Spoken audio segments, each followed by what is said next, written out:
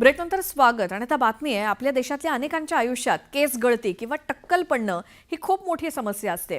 अनेकांचा आत्मविश्वास या टक्कलमुळे कमी होतो तर काही जण नैराश्यात जातात। महाराष्ट्रात नुकतीच एक बातमी चर्चेत आली आहे आणि ही बातमी म्हणजे बुलढाण्यातल्या केस गळतीची।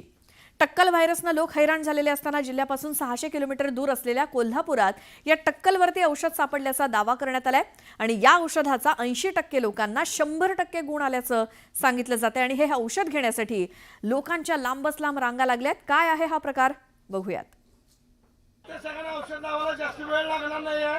सगळ्यांनी लाईन मध्ये उभं राहायचं एवढी विनंती। लाइन से खड़े हो जाए प्लीज, अभी स्टार्ट करने वाले हैं।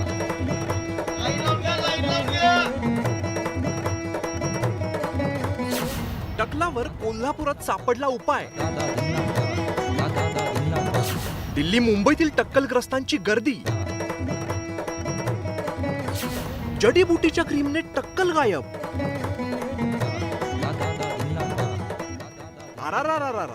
ही गर्दी तर दिवसेंदिवस वाढतच चालली आहे। ही गर्दी बघून छातीत धडकी भरली राव। पण गर्दी ना कोण्या नेत्याच्या सभेची ना कोणत्या सेलिब्रिटीला पाहायला इकडे जमले। मग गर्दी कशाला असा प्रश्न तुम्हाला पडला असेल, पण एवढा विचार करण्याची काही गरज नाही। मंडळी, कोल्हापूरच्या महावीर गार्डन मध्ये ही गर्दी टकलावरती उपाय करण्यासाठी आलेल्यांची आहे। अहो, भल्या पहाटेपासून लोक इकडे आलेत। नुसते कोल्हापुरातलेच नाही तर थेट मुंबई आणि पुणे, अहो दिल्लीमधनं पण लोक आली आहेत। आपले कोल्हापूरचे सलमानबाई आहेत, ते आपले डोक्यांना केसाचं औषध लावतात। आणि दुसरी गोष्ट म्हणजे ह्यात त्यांची समाजसेवा आहे, ह्यात काय पैसे नाहीत, काय नाहीत। आणि त्यामुळं आता मी 2 वेळा आलो, मला आता रिझल्ट आला आहे। 50% ते 60% मला बऱ्यापैकी रिझल्ट आल्यात, मला केस पण आलेले आहेत। आणि सलमानबाई हे कोल्हापूरवाले आहेत आणि ते एक समाजसेवा म्हणून हे औषध लावतात। ह्याच्यामागं काही पैसे ते काही घेत नाहीत। मी माझ्या केस गळतीच्या त्रासासाठी भरपूर ठिकाणी फिरलो, भरपूर खर्चही केला, पण मला कुठेही प्रतिसाद मिळाला नाही। माझी काय बाबा केसाची वगैरे वाढ झालेली नाही। तर मी आपले कोल्हापूरचे सलमानबाई आहेत महावीर गार्डनला, त्यांचा एक समाजसेवा चालू आहे, त्यासाठी मी आलो। मी एकदा ट्रीटमेंट घेतली तर मला 100% रिझल्ट यायला असं वाटते। एकदा पडलेल्या टकलावरती पुन्हा केस येणं तसं दुर्मिळच आहे। त्यासाठी लाखोंचा खर्च करून काही जण हेअर ट्रान्सप्लांट करतात।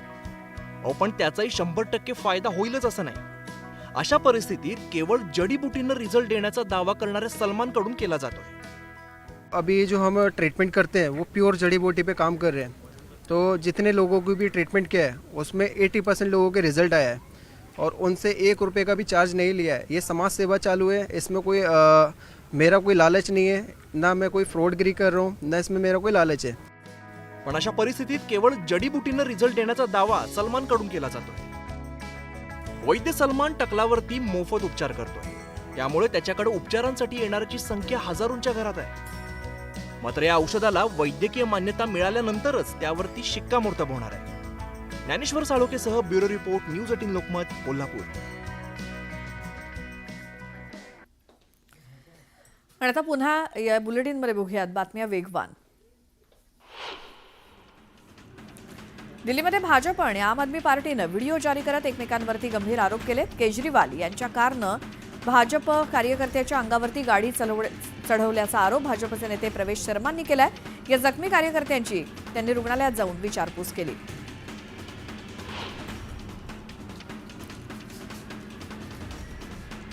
पंतप्रधान नरेंद्र मोदी आज मन की बातद्वारे देशवासियांशी संवाद साधणार आहेत। नव्या वर्षात ते पहिल्यांदाच मन की बातद्वारे देशवासियांना संबोधित करणार असून आतापर्यंतचा हा 118वा एपिसोड आहे।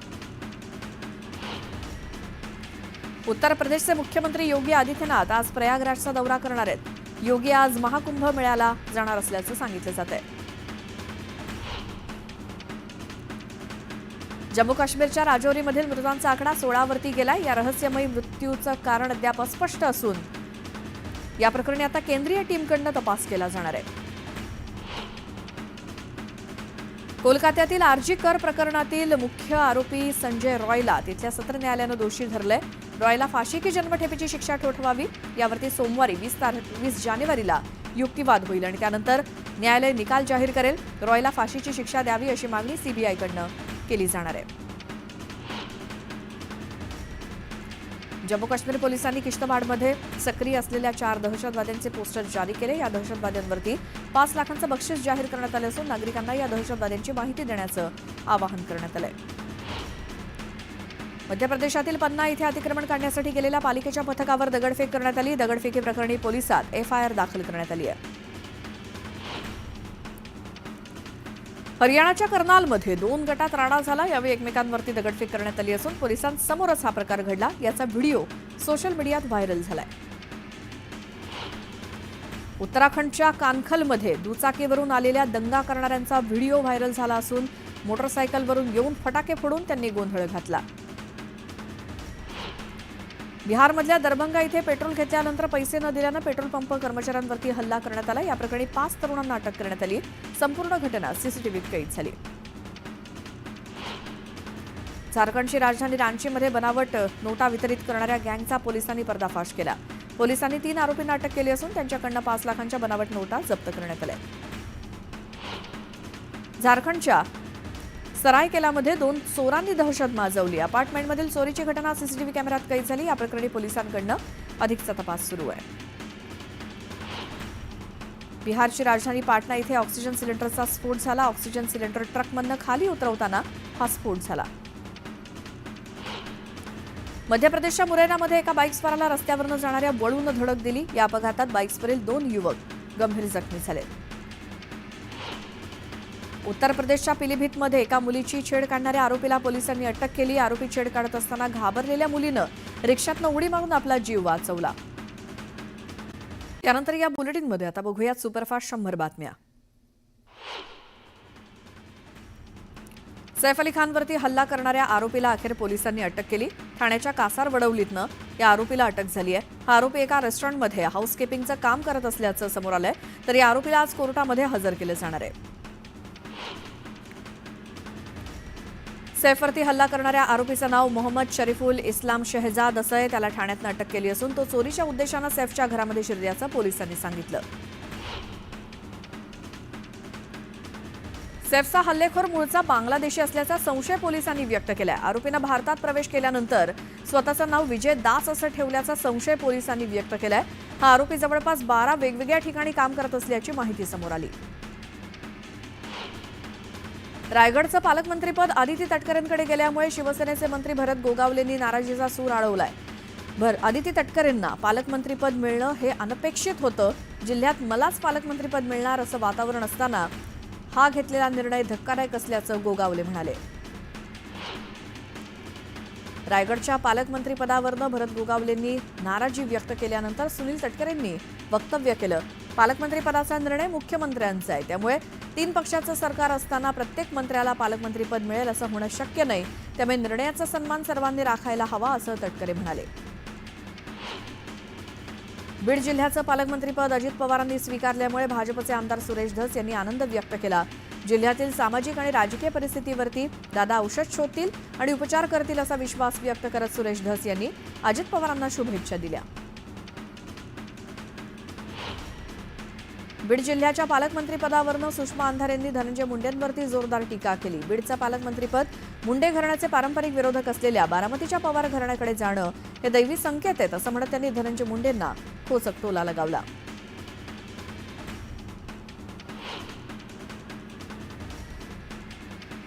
रायगडमध्ये पालकमंत्रीपदासाठी आदिती तटकरेंची वर्णी लागल्यामुळे जिल्ह्यात ठिकठिकाणी जल्लोष साजरा करण्यात आला. रोहा इथे फटाके फोडून पेढे भरवून आनंद साजरा करण्यात आला. आगामी स्थानिक स्वराज्य संस्था निवडणुकांच्या अनुषंगानं नांदेडमध्ये जिल्हा काँग्रेसची आढावा बैठक झाली. खासदार रवींद्र चव्हाण यांच्या उपस्थितीत झालेल्या बैठकीला काँग्रेसचे मुख्य पदाधिकारी उपस्थित होते. जिल्ह्यात पक्ष संघटन वाढ आणि आगामी स्थानिक निवडणुकांची तयारी करण्याबाबत या बैठकीत चर्चा करण्यात आली. विधानसभा निवडणुकीच्या काळात शरद पवारांनी अजित पवारांना पिंपरी चिंचवडमध्ये चांगलेच धक्के दिले होते. भोसरी विधानसभा मतदारसंघात शरद पवारांच्या तुतारीचा प्रचार करणारे विलास लांडे मात्र आता पालिका निवडणुकीत पुन्हा एकदा अजित पवारांचा प्रचार करण्याचं त्यांनी स्वतः जाहीर केलंय. बीड आणि परभणीतल्या घटनेच्या निषेधार्थ छत्रपती संभाजीनगरातून जनाक्रोश मोर्चा काढला जाणार आहे. सकाळी 10 वाजल्यापासून 4 वाजेपर्यंत प्रमुख मार्ग वाहतुकीसाठी बंद ठेवण्यात आलाय. 10वी आणि 12वीच्या प्रवेश परीक्षा पत्रावरती विद्यार्थ्यांच्या जात प्रवर्गाचा उल्लेख करण्यात आला. त्यानंतर मोठा वाद निर्माण झाला. त्यामुळे शिक्षण मंडळानं हा जात प्रवर्गाचा निर्णय मागे घेतला. त्यामुळे 10वी 12वीच्या विद्यार्थ्यांना नवं हॉल तिकीट मिळणार आहे. मुंबई शहरासोबतच पूर्व आणि पश्चिम उपनगरात वीज पुरवठा करणाऱ्या बेस्टची वीज 15% महागणार आहे. त्यामुळे बेस्टच्या ग्राहकांना नव्या वर्षातच जादाचं लाईट बिल येणार आहे. वाढत्या महागाईचा फटका आता झणझणीत वडापावला देखील बसलाय. कर्जतमध्ये त्याची किंमत 5 रुपयांनी वाढली आहे. आता तो 20 रुपयांना विकला जातोय. तेल, बेसन, लसूण, पाव, गॅस सिलेंडर यांच्या किमती वाढल्यामुळे वडापावच्या दरात सुद्धा वाढ झाली आहे. पुणे महानगरपालिकेच्या स्थायी समितीच्या बैठकीत रखडलेल्या प्रकल्पांना मंजुरी देण्यात आली. स्थायी समितीच्या बैठकीत सुमारे 12 कोटींचे प्रस्ताव मंजूर केलेत. महापालिकेच्या अर्थसंकल्पात विविध कामांसाठी तरतूद करण्यात आली आहे. पुणे शहरातील 6 खासगी रुग्णालयं पालिकेच्या रडारवरती आहेत. 30 जानेवारीपर्यंत सुधारणा करण्यासाठी पालिकेनं त्यांना मुदत दिली आहे. पुणे पालिकेच्या मोहिमेनुसार 850 रुग्णालयांची तपासणी करण्यात आली. पुण्यातील शाळांना शिक्षण आयुक्त सचिंद्र सिंह यांनी अचानक भेट दिली. यावेळी त्यांनी जिल्हा परिषदेच्या शाळेतील विद्यार्थ्यांशी संवाद साधला. सोलापूर पालिकेनं थकबाकी वसुलीसाठी अनोखी शक्कल लढवली आहे. गड्डा यात्रेत पालिकेनं थकबाकीदारांच्या नावाचे फलक लावलेत. यात्रेत मोठमोठे डिजिटल फलक लावून त्यांची नावं जाहीर करण्यात आली आहेत. तर कर न भरल्यास कायदेशीर कारवाईचा इशारा पालिकेनं दिलाय. छत्रपती संभाजीनगरात रब्बी हंगामाची ई पीक पाहणी करण्याचं काम केवळ 5%च झालंय. जिल्ह्यातील 12 लाख शेतकऱ्यांपैकी केवळ 66,000 शेतकऱ्यांचाच त्यात सहभाग आहे. अमरावतीमध्ये भाजीपाल्यांचा दर घसरलाय. भाज्या प्रति किलो 15 रुपयांनी स्वस्त झाल्या. त्यामुळे गृहिणींना दिलासा मिळाला असून शेतकऱ्यांना मात्र त्याचा फटका बसलाय. जामनेर शहरातील टेलिफोन कार्यालय परिसरात अनेक दिवसांपासून वीज पुरवठा विस्कळीत झालाय. वीज पुरवठा विस्कळीत झाल्यामुळे रहिवाशांना मोठा त्रास सहन करावा लागलाय. धरणगाव शहरातील नागरिकांना मुख्य चौकात अतिक्रमणाचा मोठा अडथळा निर्माण झाला होता. याच अनुषंगानं मुख्य रस्त्यावरील अतिक्रमण काढण्याबाबत नागरिकांकडून नगर परिषदेकडे मागणी करण्यात आली. धरणगाव नगर परिषदेतर्फे कारवाई करण्यात आली असून उड्डाणपुलाखाली नवीन जागा देण्यात आली आहे. जळगाव जिल्ह्यात ग्रामीण भागात तूर कापण्यासाठी मजूर मिळत नसल्यामुळे शेतकरी आता नव्या अडचणीत सापडलाय. दुप्पट रोजंदारी देऊन सुद्धा मजूर मिळत नसल्यामुळे शेतकरी हतबल झालाय.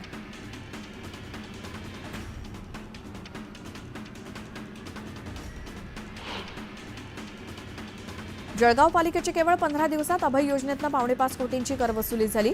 तर आज रविवारी सुट्टीच्या दिवशी सुद्धा पालिका कार्यालय सुरू राहणार आहे. भांडूप इथे पार पडत असलेल्या अखंड हरिनाम सप्ताहाला उद्धव ठाकरेंनी हजेरी लावली. उद्धव ठाकरेंच्या हस्ते आरती देखील झाली. आमदार सुनील राऊत आणि रमेश कोरगावकर उपस्थित होते. बारामतीत आयोजित केलेल्या कृषी प्रदर्शनात शेतकऱ्यांना लाल रंगाचं सूर्यफूल बघायला मिळतंय. साधारणतः आपल्या भागात पिवळ्या रंगाच्या सूर्यफुलाचं उत्पादन घेतलं जातं. मात्र कृषी विज्ञान केंद्रात शोभेसाठी वापरल्या जाणाऱ्या लाल रंगाच्या सूर्यफुलाचं पीक घेण्यात आलंय. नवी मुंबईच्या डी.वाय. पाटील स्टेडियममध्ये कोल्ड प्ले या जागतिक दर्जाच्या संगीत शोचं आयोजन करण्यात आलं होतं. मात्र या शोमुळे सायन पनवेल महामार्गावरती मोठ्या प्रमाणात वाहतूक कोंडी झाली. शिवसेना उद्धव बाळासाहेब ठाकरे पक्षाच्या पदाधिकाऱ्यांनी 18 जानेवारीला करोड घाटातून वाहतूक सुरू करण्याचा इशारा प्रशासनाला दिला होता. मात्र शिवसेना उद्धव बाळासाहेब ठाकरे पक्षाच्या पदाधिकाऱ्यांनी घाटमार्गाची पाहणी करत घाट सुरू करण्यासाठी पुन्हा एकदा जानेवारी अखेरपर्यंतची डेडलाईन प्रशासनाला दिली आहे. गोदावरी काठावरील नाशिकमध्ये दर 12 वर्षांनी होणाऱ्या सिंहस्थ कुंभमेळ्यात देशभरातील लाखो साधू महंतांच्या निवासासाठी साधूग्राम नगरी वसवण्यात येणार आहे. यासाठी कायमस्वरूपी जागा अधिग्रहित करण्याची तयारी शासनानं केली आहे. राज्य मंडळामार्फत घेण्यात येणाऱ्या 10वी 12वीच्या परीक्षेतील गैरप्रकार रोखण्यासाठी शिक्षण मंडळाकडून विविध उपाययोजना केल्या जात आहेत. यंदा फेब्रुवारी-मार्चमध्ये घेण्यात येणाऱ्या 10वी 12वीच्या परीक्षांसाठी केंद्र संचालक पर्यवेक्षकांपासून शिपायांपर्यंत सर्वांच्याच परीक्षा केंद्राची अदलाबदली करण्यात येणार असल्याचा निर्णय घेण्यात आलाय. केंद्र सरकार संसदेच्या येत्या अर्थसंकल्पीय अधिवेशनात नवीन प्राप्तिकर विधेयक सादर करण्याची शक्यता आहे. त्यात सध्याच्या प्राप्तिकर कायद्याला अधिक सोपा, सुटसुटीत आणि जनसामान्यांसाठी समजण्यायोग्य करण्याचा प्रयत्न असेल. मुंबईला पाणीपुरवठा करणाऱ्या 7ही धरणात सध्या 64% पाणीसाठा आहे. मात्र गेल्या काही महिन्यांपासून मुंबईतल्या अनेक भागात नागरिकांना तीव्र पाणी टंचाईचा सामना करावा लागतोय. त्यामुळे ही पाणी टंचाई नेमकी कशामुळे निर्माण झाली असा प्रश्न सर्वसामान्य नागरिक आणि लोकप्रतिनिधींना पडलाय. मुंबईची ढासळलेली हवा गुणवत्ता लक्षात घेऊन महाराष्ट्र प्रदूषण नियंत्रण मंडळानं टाटा मुंबई मॅरेथॉनच्या मार्गात air quality monitoring mobile van तैनात केल्यात। मॅरेथॉन दरम्यान हवेच्या गुणवत्तेचं अचूक निरीक्षण करण्यासाठी या व्हॅन तैनात ठेवण्यात आल्या।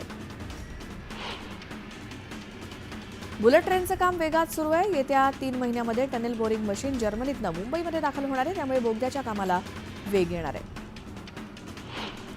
कासारवडवली ते गायमुख मेट्रो मार्गिकेच्या कामाला विलंबाचा फटका बसलाय। या मेट्रो मार्गिकेच्या खर्चात तब्बल 14.4% वाढ झाली आहे। त्यातून या प्रकल्पाचा खर्च 64 कोटी रुपयांनी वाढलाय। नवी मुंबई सिडकोची घरं महाग असल्याची ओरड आहे, मात्र प्रत्यक्षात ही घरं स्वस्त आहेत, त्यामुळे कमी किमतीत या किमती कमी करण्याचा कोणताही प्रस्ताव नाही असं सिडकोनं स्पष्ट केलंय। पार्किंग धोरणाची मुदत मार्च 2022 मध्येच संपली आहे। त्याबाबत जवळपास 2.5 वर्षांपासून मुंबई पालिकेचा रस्ते आणि वाहतूक विभाग राज्य सरकारकडे पाठपुरावा सुरू करतोय। पाठपुरावा सुरू आहे, मात्र अद्यापही सरकारनं मंजुरी काही दिलेली नाही। राज्यातल्या शहरांमध्ये सार्वजनिक वाहतूक व्यवस्था सुधारण्यासाठी 24,000 नवीन बसगाड्यांची तातडीची गरज असल्याचं बोललं जात आहे। Institute for transport and development policy या संस्थेनं त्यांच्या विश्लेषणात बसगाड्यांची गरज असल्याचं म्हटलं। एसटी महामंडळामध्ये चालक, वाहक आणि यांत्रिकी कर्मचाऱ्यांच्या रिक्त पदांमुळे महामंडळाच्या उत्पन्नावर परिणाम झालाय। ज्यांचं वय 62 वर्षांपेक्षा कमी आहे अशा कर्मचाऱ्यांना केवळ तात्पुरत्या स्वरूपात कमी पडणारं मनुष्यबळ विचारात घेऊन त्यांची फेरनियुक्ती करण्याचा निर्णय एसटी महामंडळानं घेतलाय। मुंबई लोकल, मेट्रो आणि मोनोरेलच्या तिकीट काउंटरवरील गर्दी आणि बेस्टच्या बसमध्ये सुट्या पैशांवरून होणारे वाद रोखण्याकरता आता सरकार एकच ॲप तयार करण्याच्या प्रयत्नात आहे। या एकाच ॲपवरनं मुंबईकर तिकीट काढू शकणार आहे।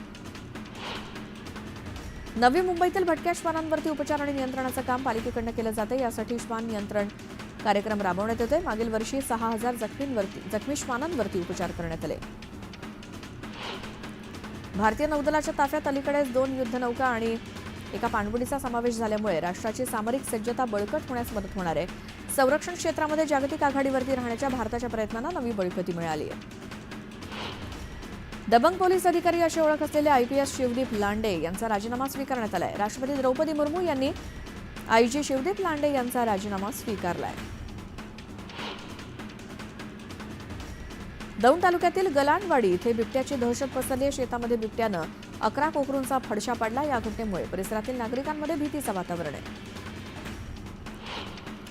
अमरावतीच्या चिखलदरा तालुक्यातील रेटाखेडा या गावातील 77 वर्षीय महिलेवर जादू करण्याचा संशय घेत तिची धिंड काढण्यात आली होती। या प्रकरणी 5 जणांविरोधात गुन्हा दाखल करण्यात आला। अमरावतीच्या चिखलदरा पोलिसात गुन्हा दाखल झालाय। 2 दिवसांपूर्वी बिजापूर जिल्ह्यामध्ये झालेल्या चकमकीत 12 माओवादी ठार झाल्याचं पोलिसांनी सांगितलं। मात्र या चकमकीत 12 नव्हे तर 18 माओवादी ठार झाल्याची कबुली स्वतः माओवाद्यांनी पत्रक काढून दिली आहे। पुण्यातील सिंहगड परिसरातील एका बंगल्यातनं चंदनाचं झाड कापून नेणाऱ्या चोरट्याला पोलिसांनी अटक केली। या प्रकरणी त्याच्यावर गुन्हा दाखल करण्यात आलाय। पारनेर तालुक्यातील देवी भोयरे येथील पारनेर सहकारी साखर कारखाना विक्री प्रकरणात क्रांती शुगर या खासगी कंपनीच्या 9 संचालकांवरती गुन्हा दाखल करण्यात आलाय। जळगावातील यावल तालुक्यातील नायगाव इथे ट्रॅक्टरनं दुचाकीला धडक दिली। या अपघातात दुचाकीस्वार जखमी झालाय। या प्रकरणी ट्रॅक्टर चालकाविरोधात गुन्हा दाखल झालाय। छत्रपती संभाजीनगरमध्ये मीटरमध्ये छेडछाड करणं, विविध प्रकारातून वीज चोरी करण्याचा प्रयत्न होत असतो। मात्र आकडे बहादरांसोबतच मीटरमध्ये फेरफार करून वीज चोरी करणाऱ्यांवरती महावितरणचं लक्ष आहे। यावल तालुक्यातल्या एका गोदामावरती पोलिसांनी छापा टाकला। यावेळी गोदामातील 1,65,000 गुटखा पोलिसांनी जप्त केला। या कारवाईत गोदाम मालकाविरोधात गुन्हा दाखल झालाय। गोंदिया जिल्ह्यातील रेतीची अवैध वाहतूक करणारा ट्रक जप्त करण्यात आला, तर 27,09,000 मुद्देमाल जप्त केलाय। मुरगाव महसूल विभागाने केलेल्या कारवाईमुळे तालुक्यातील अवैध रेतीची वाहतूक करणाऱ्यांचे धाबे दणाणले। गोंदिया शहरात 24 तासात पोलिसांनी चोरीचा उलगडा केला। गुन्हे अन्वेषण विभागानं 24 तासात चोरीचा उलगडा करून 73,000 मुद्देमाल हस्तगत केला। या प्रकरणी शहर पोलिसात गुन्हा दाखल करण्यात आलाय। जळगावातील फुकटपुऱ्यात घरफोडीची घटना घडली। मुलांच्या लग्नासाठी जमवलेले दागिने आणि पैसे चोरट्यांनी लंपास केले। जवळपास 7 लाखांची रोकड आणि दागिने चोरट्यांनी चोरले। या प्रकरणी गुन्हा दाखल झालाय।